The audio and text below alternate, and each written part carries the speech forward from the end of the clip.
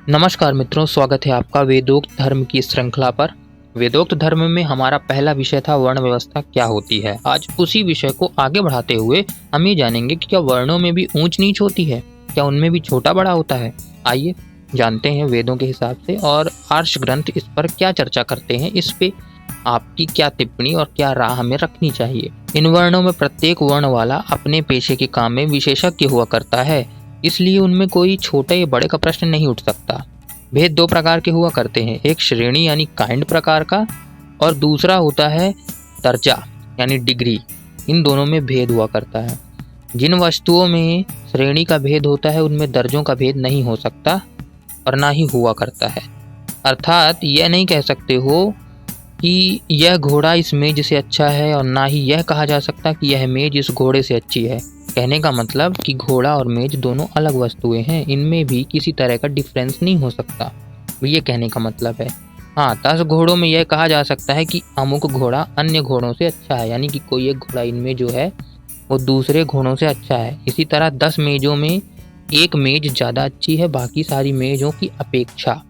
तो एक जैसे कई सारी वस्तुएं उनमें भेद हो सकता है, परंतु एक अलग वस्तु है और दूसरी अलग वस्तु है, इन दोनों में भेद करना और इनमें अंतर करना, इनमें छोटा बड़ा देखना बिल्कुल गलत बात हो सकती है। तो इस प्रकार 10 मेजों में यह भी बात कही जा सकती है कि अमुक मेज अन्यों से अच्छी है, इसलिए 10 घोड़ों में 10 में दोनों पृथक पृथक एक एक श्रेणी की चीजें हैं। इस प्रकार यह वर्ण भी भिन्न भिन्न श्रेणी के समूह हैं, इनमें भी दर्जों का भेद नहीं हो सकता।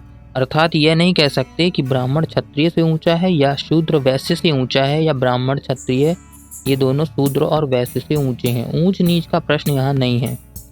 वर्ण का प्रारंभ ब्रह्मचर्य आश्रम के समाप्त होने के बाद हुआ करता है और मानव धर्मशास्त्र के अनुसार उसी समय किसी व्यक्ति की रुचि का भी पता चल करता है कि यह किस पेशे में धन कमाने की रुचि रखता है। अर्थात अध्यापन करके धन कमाना चाहता है या राज्य संबंधी काम करके या अन्य कोई व्यवसाय करके, उसी के अनुकूल उसका वर्ण हो जाता है। इसलिए इन वर्णों का जन्म से ना कोई संबंध है ना ही हो सकता।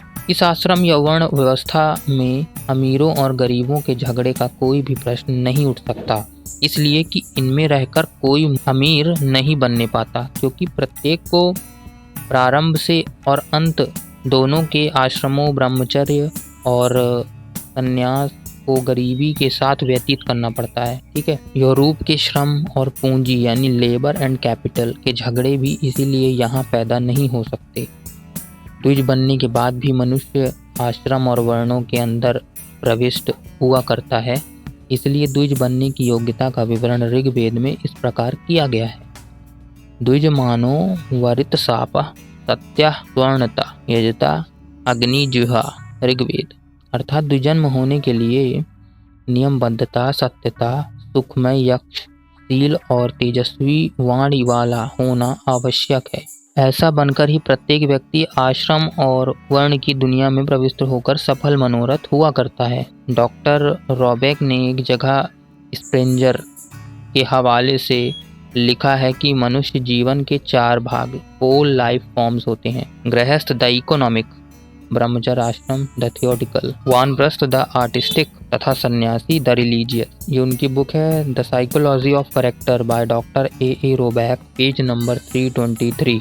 एक रस्किन ने भी प्रसिद्ध ग्रंथ अनटू लास्ट में लिखा है the 5 great intellectual professions relating to daily necessities of life have hitherto existed in every civilized nation. First, the soldier to defend it, the pastor to teach it, the physicians to leap in it in health, the lawyers to enforce injustice in it, the merchants to provide for it. अर्थात John Ruskin की सम्मति में जीवन की दैनिक आवश्यकताओं की पूर्ति के लिए प्रत्येक सभ्य जाति में 5 वैदिक व्यवसाय प्रचलित हैं। क्षत्रिय राष्ट्र की रक्षा हेतु, ब्राह्मण राष्ट्र को शिक्षा देने के लिए, वैद्य राष्ट्र को स्वस्थ रखने के लिए, वकील राष्ट्र का न्याय कराने के लिए, वैश्य जीवन की सामग्री प्रस्तुत कराने हेतु। इनमें से 2, 3 और 4 यानी ब्राह्मण वर्ण के अंतर्गत ही माने जाते हैं। इस प्रकार वैदिक व्यवसाय ब्राह्मण, क्षत्रिय और वैश्य वर्णों से संबंधित 3 ही हैं।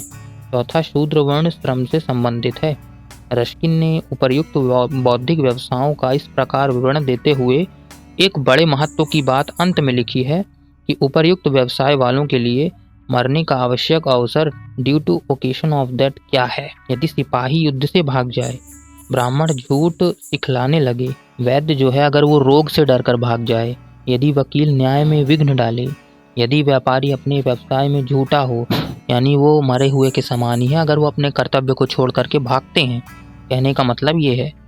रस्किन ने अपने इस लेख में इस प्रकरण को इस प्रसिद्ध उक्ति के साथ समाप्त किया है, जिस व्यक्ति को मरना नहीं आता उसे जीवन जीना भी नहीं आ सकता। The man who does not know how to die does not know how to live.